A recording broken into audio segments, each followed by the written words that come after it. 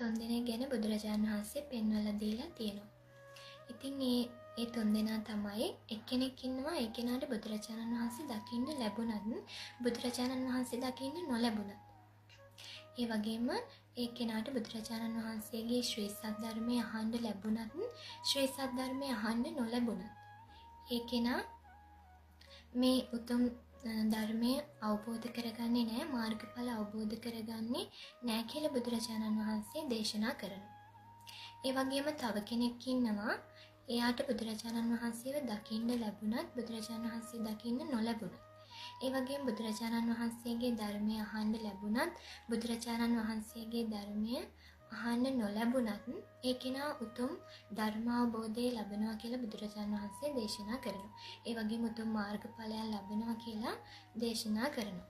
ඉතින් තව කෙනෙක් ඉන්නවා ඒ කෙනාට බුදුරජාණන් වහන්සේ දකින්න ලැබුණොත් විතරක්, බුදුරජාණන් වහන්සේගේ ධර්මය ශ්‍රවණය කරන්න ලැබුණොත් විතරක් ඒ කෙනා මේ උතුම් ධර්ම අවබෝධය කරනවා කියලා බුදුරජාණන් වහන්සේ දේශනා කරනවා. උතුම් මාර්ගඵලයන් අවබෝධය කරනවා කියලා බුදුරජාණන් වහන්සේ දේශනා කරනවා. ඉතින් මෙන්න මේ කියන කෙනා නිසා බුදුරජාණන් වහන්සේ කියනවා ධර්මය දේශනා කරන්න අනුදැන වදාළේ මෙන්න මේ කියන කෙනා නිසා කියලා බුදුරජාණන් වහන්සේ දේශනා කරනවා. ඉතින් තවත් බුදුරජාණන් වහන්සේ මේ විදිහට මේ ගිලනුන් උපමා කරගෙන මෙන්න මේ ලෝකේ දකින්න ලැබෙන මේ පුද්ගලයන් තුන්දෙනා දේශනා කරනවා. ඉතින් පින්වත්නි අපි ඊටමත් දුර්ලභ වූ මනසාත්මයක් ලබාගෙන ඊටමත් දුර්ලභ බුද්ධෝත්පාද කාලයක ඊටමත් මේ නිවැරදි වූ ධර්මය ඇහෙන ශ්‍රී සද්ධර්මය ඇහෙන කාලෙක ඉපදිලා මේ ලැබුණු උතුම් මනුස්ස ජීවිතයෙන් උපරිම ඵල ප්‍රයෝජනෙ ගන්න ඕන. මේ ලෝකේ දුර්ලභ කාරණා 4ක් තියෙනවනේ.